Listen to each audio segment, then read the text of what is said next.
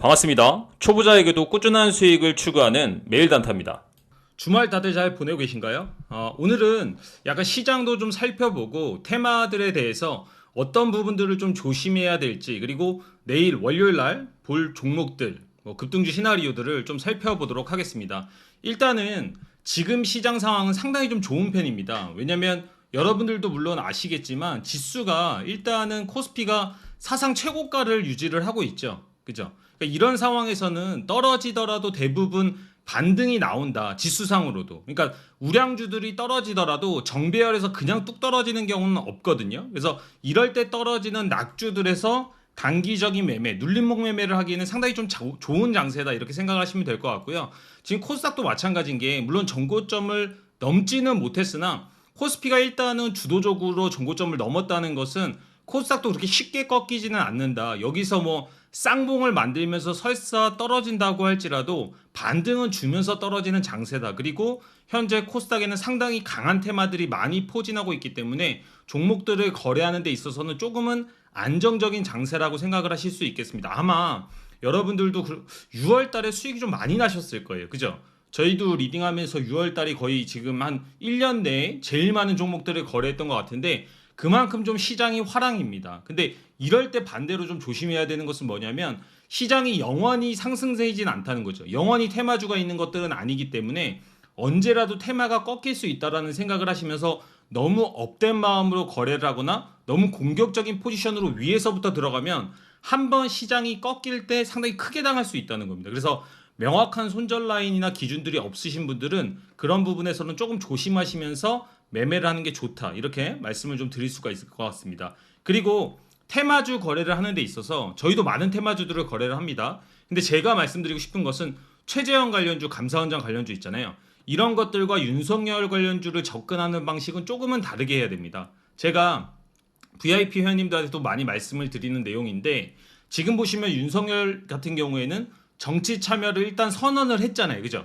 대권 도전까지도 이제 거의 선언을 하기 임박했고, 본인들의 뭐 보좌진들도 꾸리고 있는 상황이고, 최재형 감사원장은 그런 상황은 아닙니다. 이제 뭐 사퇴를 한다는 얘기들 설이 돌고 있으면서 이제 막 지지도가 올라오고 있는데, 지금 보시면 시장에서는 종목들이 뭐 워낙 테마의 초기니까 감사원장 관련주들이 엄청 오르고 있어요. 그러면 사람들이 학습 효과가 있기 때문에 윤석열 관련주처럼 최재형 감사원장도 그렇게 오를 것이다, 또는 이분도 뭐 이렇게 해가지고 대권 주자가 될 것이다, 이렇게 생각을 하면서 그냥 매수를 좀 생각하지 않고 하는 경우가 많이 있는데, 이거 상당히 좀 위험합니다. 왜냐하면 옛날에 여러분 반기문 사태를 기억하실지 모르겠는데, 주식을 오래 하신 분들은 아시거든요. 반기문 총장이 대권 선언을 했다가 갑자기 사퇴를 하면서 그 종목들이 하한가를 두 방 세 방씩 들어갔던 기억들이 있어요. 아마 보시면 이 한창을 보시면 여러분들 아마 기억하실 수 있을 겁니다. 그때가 지금 이겁니다. 그죠? 지금 보이시면 여기서 하한가 두 방 가는 게 보이시나요? 이런 식으로 대권 주자가 사퇴를 선언하거나 또는 어떤 테마가 소멸되는 악재가 나올 경우에는 어마어마한 피해를 주게 됩니다. 근데 지금 보시면 최재형 감사원장 같은 경우에는 명확히 자기 자신의 거취를 밝힌 것은 아니기 때문에 아직까지 잠재적인 리스크가 있다라고 생각을 할 수가 있어요. 그렇기 때문에 여러분들이 그런 부분들은 좀 조심해서, 차라리 그럴 바에는 정책주 또는 뭐 지금 제가 말씀드리려고 하는 메타버스 관련주, 이런 것들은 좀 상대적으로 안정적인 주식이거든요. 또는 또 말씀드리려고 하는 삼성 엔지니어링 같은 이런 지금까지의 주도 섹터에서 밀리는 종목들은 제가 아까 뭐라고 말씀드렸죠? 코스피 자체가 계속 상승을 했었기 때문에 이런 종목들은 한 번쯤에 반등이 나올 수 있다라고 말씀을 드렸습니다. 그죠? 그래서 이런 종목들이 차라리 좀 안정적일 수 있다, 이런 관점으로 접근하시면 좋을 것 같습니다. 그래서 제가 말씀드릴 종목은 오늘 총 3개인데요. 3일기업공사, 옵티시스, 삼성 엔지니어링, 이렇게 세 종목을 좀 보려고 합니다. 지금 보시면 3일기업공사 같은 경우에는 유승민 관련주입니다. 그죠? 유승민 관련주인데, 지금 현재 유승민이 확실히 지지율이 높아지고 있는 것은 아니지만 대권 선언, 그리고 대권의 주자에 합류할 것이라는 것은 누가 봐도 조금은 알려진 사실이에요. 그리고 이준석이 현재 국민의힘 당대표로 있기 때문에 이런 영향이나 기대감들은 아직까지 시장에 충분하다라고 생각을 합니다. 주식 테마주는요, 원래 기대감을 가지고 사고 파는 행위입니다. 그죠? 그렇기 때문에 이런 과정에서 충분히 반등이 나올 수 있을 거라고 생각이 들고요. 3일기업공사 같은 경우에는 상당히 좀 괜찮은 주식인데 이 종목이 이 고가를 기준으로 했을 때 이 부근대 한 9,350원 여기까지 뚝 떨어진다라고 한다면 내일 한 5일선이 깨지는 흐름이 나올 수 있을 것 같거든요. 그래서 이 부근대에서 한 존으로 1% 정도 1차 매수 정도를 진행을 해주시고요. 만약에 추가적으로 밀린다라고 한다면 요 부근대를 한 2차 매수 가격 정도로 괜찮다라고 보고 있습니다. 근데 여기서 조금 삼일기업공사 같은 경우에는 유승민이 현재 지지율이 그렇게 높지 않다 보니까 저 같으면 매매를 할 때 이 부근대를 작게 사고 이 부근대를 주력으로 사는 여기가 이게 주력 매매 구간이 될 것 같습니다. 그래서 5일선을 깨는 타점이 삼일기업공사는 더 안전하다 이런 관점으로 좀 보시는 게 좋다라는 생각입니다. 옵티시스 한번 보도록 할게요. 옵티시스 보면 일봉상으로 지금 2차 상승 구간이라는 걸 볼 수가 있습니다. 그죠? 그리고 이 고가놀이 형태를 보여주고 있는데 이러다가 빵 하고 때리는 경우가 있거든요. 그래서 여기서 만약에 매수를 하려고 한다면 내일 오전에 아래 꼬리를 노리되 이 저점을 이탈할 땐 손절을 해주셔야 돼요.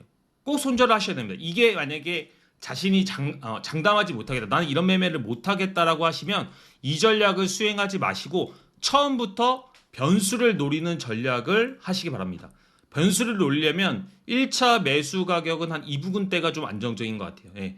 22,700원대 요 부근대를 1차 매수 존으로 잡고요. 2차 매수 존은 좀 널널하게 잡는 게 좋다고 항상 말씀드리죠. 제가 테마주는 너무 다닥다닥 잡을 필요 없다고 항상 말씀드립니다. 그죠? 그리고 이렇게 지지와 저항이 있는 구간에서 기본적으로 이렇게 잡아준다라고 한다면 한 7, 8% 될까요? 네, 되네요. 이렇게 하시면 이 위에가 1차 매수 구간, 이 아래가 2차 매수 구간 되겠습니다. 만약에 이 주가가 오전에 이렇게 빠진다라고 한다면 5일선을 깨는 흐름이 나올 겁니다. 이 5일선을 깨는 흐름이 나왔을 때 상당히 매수 포인트가 좋다. 내일 아래 꼬리를 노리려면 이 저가를 이탈할 때는 손절을 해줘야 된다. 그죠? 그리고 1차 매수 여기, 2차 매수 이 구간대를 노린다면 상당히 괜찮은 시나리오로 옵티시스를 공략할 수 있다. 그리고 옵티시스 같은 경우에는 메타버스 관련주이기 때문에 상대적으로 정치인 리스크가 있는 종목들에 비해서는 조금 더 안전하다. 이런 생각을 하시면 될 것 같습니다. 그리고 마지막으로 볼 종목은 삼성 엔지니어링입니다. 지금 저희가 금요일 날 사실은 카카오를 가지고 거래를 해서 수익을 냈어요.